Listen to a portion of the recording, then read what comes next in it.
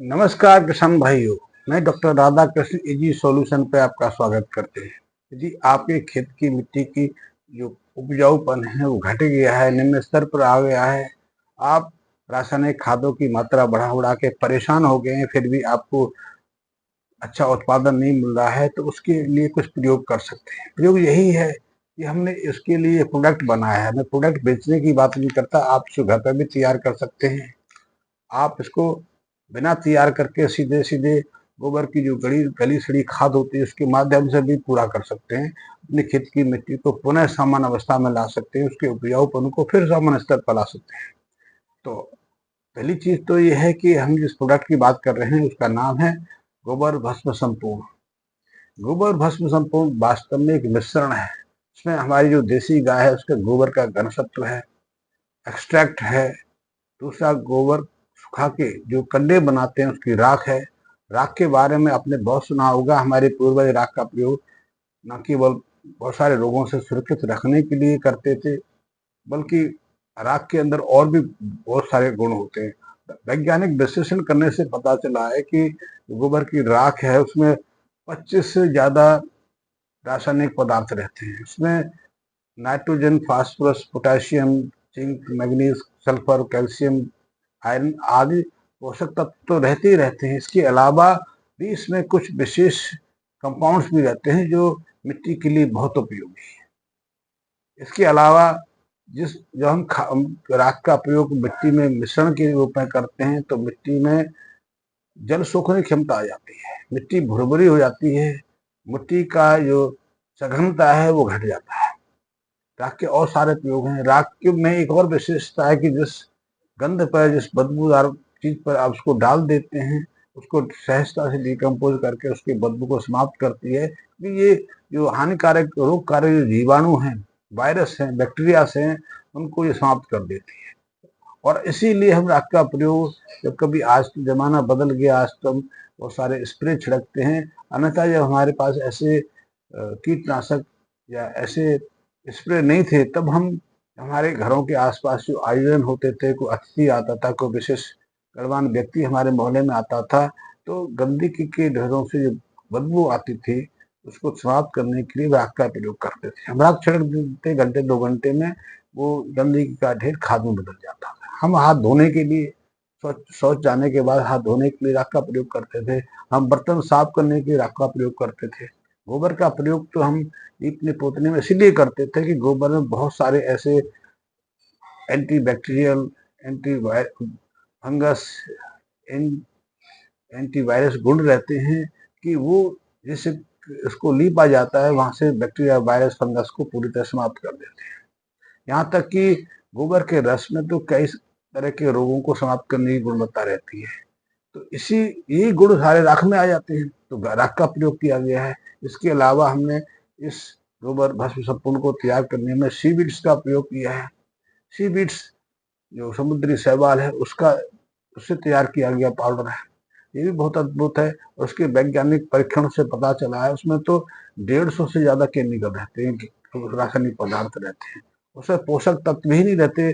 उसमें वनस्पति के लिए, मिट्टी को उपजाऊ बनाने के पोषक तत्व भी नहीं रहते, विशेष पोषक तत्व भी रहते हैं, जैव रसायन भी रहते हैं जो मिट्टी में एक अलग बदलाव कर देते हैं।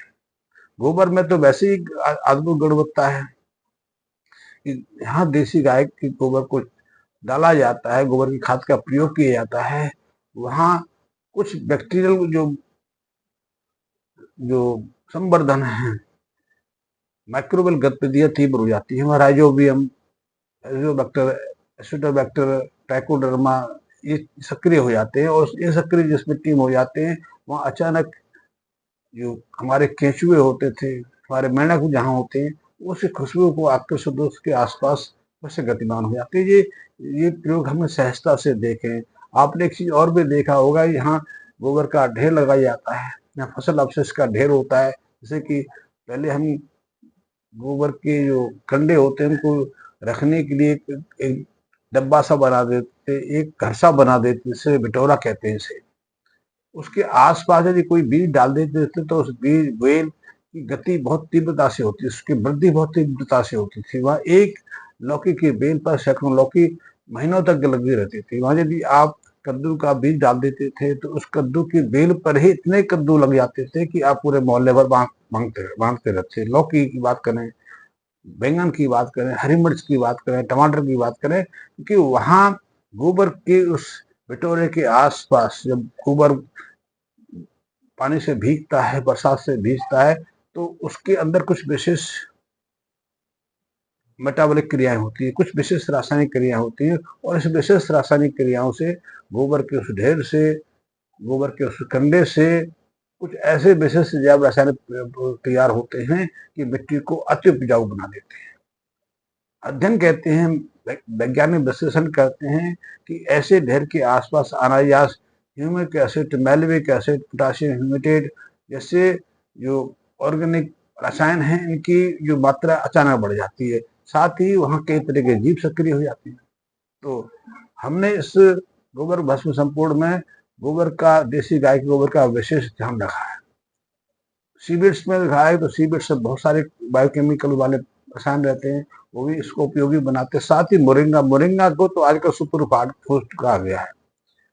मनुष्य को खाने के लिए स्पेशल सलाह दी जाती है कि यदि हर व्यक्ति कुछ मात्रा में मोरिंगा सीड्स का प्रयोग करता रहे, मोरिंगा जो फली आती हैं उनको सब्जी के रूप में प्रयोग करता रहे, या मोरिंगा लीव्स, पत्तियों को सेवन करता रहे, तो वो बहुत सारे रोगों से सुरक्षित रहता है। न केवल उसके शरीर में शक्ति बढ़ती है, बल्कि उसकी जो रोग प्रतिरोधक क्षमता है वो भी श्रेष्ठ हो जाती है।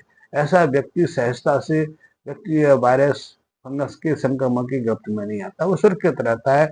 ऐसे व्यक्ति निश्चित रूप से दीर्घायु भी रहते हैं, निरोगी भी रहते हैं। ये अध्ययन कहते हैं, मैं अपनी तरफ से नहीं करा। आप मोरिंगा के बारे में हजारों तरह के आर्टिकल्स आप इंटरनेट पर पढ़ सकते हैं, परीक्षित हैं, प्रमाणित हैं। और इसीलिए मोरिंगा लीव्स का प्रयोग, मोरिंगा की जो फली है उसका उपयोग, मोरिंगा सीड्स का उपयोग पूरी दुनिया में एक शक्तिवर्धक के रूप में हो रहा है। तो मिट्टी में भी मोरिंगा का उतना उपयोग है। इसके अलावा हमने जो गोबर भस्म संपूर्ण है, इसमें 12-13 जड़ी बूटियों का प्रयोग किया है। ये जड़ी बूटियां विशेष हैं, इनका हम हजारों सालों से प्रयोग करते रहे, अपने स्वास्थ्य के लिए भी करते रहे, मिट्टी के स्वास्थ्य के लिए भी करते रहे, फसलों के संवर्धन के लिए, फसलों की ग्रोथ के लिए, अच्छी उपज के लिए करते रहे। और इनमें तो वैसे ही बहुत सारे गुण रहते हैं। ये जो जड़ी बूटियां हैं प्रतिकूल वातावरण में जिंदा रहती हैं, और उसके बाद जैसे ही मौसम में बदलाव आता है फिर से हरी भरी हो जाती हैं, फिर से वो विकसित होने शुरू हो जाती हैं। तो इसी के कारण इनको इसमें चुना गया है। तो जब आप इस गोबर भस्म संपूर्ण का प्रयोग अपनी मिट्टी में नियमित रूप से करते हैं तो आपकी मिट्टी की जो उर्वरता है, मिट्टी का जो उपजाऊपन है, फिर से वापस लौट आता है। मिट्टी के अंदर पोषक तत्वों की मात्रा ही नहीं बढ़ती, मिट्टी की भौतिक संरचना के साथ में उसमें रासायनिक बदलाव भी आना शुरू हो जाते हैं। साथ ही एक चीज देखा गया है कि नियमित रूप से हम इस गोबर भस्म संपूर्ण का प्रयोग करते हैं तो मिट्टी की जो कठोरता है वो दूर हो जाती है। साथ ही जब हम उस मिट्टी में कोई बीज डालते हैं, कोई पौधा लगाते हैं, तो उसकी जड़ें गहराई तक जाना शुरू कर देती है। साथ ही अनायास उस मिट्टी में, उस खेत में लाखों की संख्या में जो केंचुए होते हैं वो सक्रिय हो जाते हैं, वो संवर्धन करना शुरू कर देते हैं। साथ ही दूसरे कई तरह के जो जीव हैं उसके आसपास अपनी जीवनचर्या शुरू कर देते हैं। हमने देखा है जिन खेतों से, जिन जिन जिन भौतिक स्थानों से कई तरह के जीव पूरी तरह से अदृश्य हो गए, चाहे मेंढक रहे हों, सांप रहे हों, तितलियां रही हों, भंवरे रहे हों, दीमक रहे हों। दीमक, आप दीमक का नाम देखते ही आपके कान खड़े हो जाएंगे कि दीमक को हमने शत्रु घोषित किया है, लेकिन दीमक किसान का मित्र ही है, क्योंकि वो ऐसी लकड़ी को अपना शिकार बनाता है जो अब डंठल के रूप में अब हमारे लिए अनुपयोगी रही है। लकड़ी हमारे लिए महत्वपूर्ण है क्योंकि उससे फर्नीचर बनाते हैं। पहले तो छप्पर के बना डालने में उसका प्रयोग होता था, खाट बनाने में प्रयोग करता था, विभिन्न तरीके से लकड़ी का प्रयोग किया जाता था। लेकिन आज लकड़ी का प्रयोग इन चीजों में तो नहीं होता, लेकिन लकड़ी की उपयोगिता तो आज भी उतनी ही है। आज हम फर्नीचर बनाने के प्रयोग करते हैं, लेकिन देखा गया है कि जो दीमक है ऐसी लकड़ी को शिकार बनाता है जो खंडित हो गई है, जो हरी है, ताजा है, जिसमें जीवनी शक्ति है, तो कभी अपना शिकार नहीं बनाता है। और ऐसी जीर्ण शीर्ण लकड़ी को जब शिकार बनाता है तो मिट्टी को उपजाऊ बनाने का ही एक प्रयास करता है। तो दीमक ही बहुत महत्वपूर्ण है, लेकिन दीमक मारने का हमने जितने भी यत्न किए दीमक तो नहीं मरा, लेकिन दीमक के साथ में सहस्त्रों मित्र कीटों को हमने मार दिया। हमने मधुमक्खी को मार दिया, हमने तितलियों को मार दिया, भमरे को मार दिया, मेंढक को मार दिया, छिपकलियों को मार दिया, बहुत सारे पक्षियों को मार दिया। इन सबसे हमारी जो जो खेती बाड़ी है प्रभावित हुई है। तितलियों के कारण, मधुमक्खियों के कारण तो हमारा पॉलिनेशन, जो परागण की क्रिया होती थी, वही प्रभावित हो गई है। उसके बिना भी हमारी जो उत्पादनता में निश्चित रूप से गिरावट आ रही है। हम गिरावट को देके ज्यादा मात्रा में रासायनिक खादों का प्रयोग करते हैं, तो उससे गिरावट और तीव्र हो जाती है। जबकि हम तीव्रता को रोकने के लिए, गिरावट को रोकने के लिए यदि रासायनिक खादों का प्रयोग हटा दें तो हमारी उत्पादकता वहीं हो जाएगी, लेकिन ये जीव जिंदा हो जाएंगे। और रासायनिक खादों के कारण न केवल मिट्टी प्रदूषित होती है, हमारे जल स्रोत भी प्रदूषित होते हैं। हम जल का प्रयोग करते हैं, हम स्वयं बीमार पड़ते हैं, हमारे पशु पक्षी बच्चे, हमारा समाज से बीमार पड़ता है। तो हमने गोबर भस्म संपूर्ण को इस तरह से तैयार किया है कि इसके प्रयोग से न केवल मिट्टी सुरक्षित रहे, मिट्टी उपजाऊ बने, मिट्टी की भौतिक संरचना परिवर्तन आए, मिट्टी में जीव पुनः सक्रिय हो जाए, मिट्टी में जो माइक्रोबियल गतिविधियां होती थी जो अब पूरी तरह समाप्त हो गई हैं। मिट्टी में जो ऑर्गेनिक कार्बन पहले 1 से अधिक परसेंट रहता था, 2 से 3% तक भी देखा जाता था, जो अब 0.2 और 0.3 के आसपास पहुंच गया है। यानी कि पहले की तुलना में कम से कम 20 से 25% जिसमें गिरावट, 25 गुना गिरावट आई है। वो भी इस गोबर भस्म से थोड़ा सा पुनः स्थापित होना शुरू हो जाता है।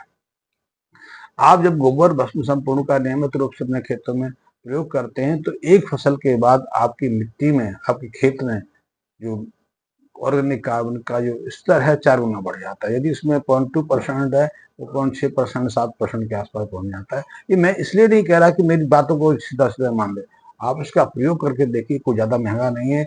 आप प्रयोग करना चाहें तो आप मेरे से फ्री में भी इसको मंगा सकते हैं, प्रयोग कर सकते हैं। कुछ मात्रा में, एकड़ के हिसाब से नहीं दूंगा। आप 100 मीटर में, 200 मीटर में, 300 मीटर में कोई एक फसल के ऊपर इसका प्रयोग करके देख लीजिए। आपके घर में यदि फलों के पेड़ हैं तो 5-7 फलों पर इसका प्रयोग करके देख लीजिए। चाहे वो नींबू हो, संतरा हो, अनार हो, किसी भी तरह का फल का पेड़ हो, अमरूद हो, पपीता हो, आप 2-4-5 पेड़ों पर प्रयोग करके देख लीजिए। पहले उनके क्या ग्रोथ थी, कितना फल देते थे, कितने स्वस्थ थे, कितनी हरियाली थी, और इसके प्रयोग के 2-3 बार प्रयोग के बाद उसमें क्या बदलाव आया, आपको उसी से पता चल जाएगा। हानि की संभावना तो बिल्कुल नहीं है, और यदि हानि होती भी है तो हानि भी मैं भरने को तैयार हूँ, यदि प्रयोग मेरे हिसाब से करना होगा। लेकिन निश्चित रूप से इससे लाभ ही होगा, आपकी उत्पादकता में निश्चित रूप से बढ़ोतरी होगी, मिट्टी सुरक्षित रहेगी, मिट्टी में आप जो सिंचाई बार बार देते थे उसमें निश्चित रूप से गिरावट आएगी, और यहाँ तक कि मिट्टी में बहुत सारे जीव हैं फिर से पुनः स्थापित हो जाएंगे। तो मैंने इस गोबर भस्म पूर्ण की चर्चा आपको की। आप इसका प्रयोग कर सकते हैं, परखें कर सकते हैं, ट्रायल कर सकते हैं, और ट्रायल करके जो आपका निष्कर्ष है उसे निसंकोच आप मुझे बताएं। मेरे वीडियो में आप अपना अनुभव लिखें और दूसरे मित्र भी उसको देख सकें। धन्यवाद मित्रों।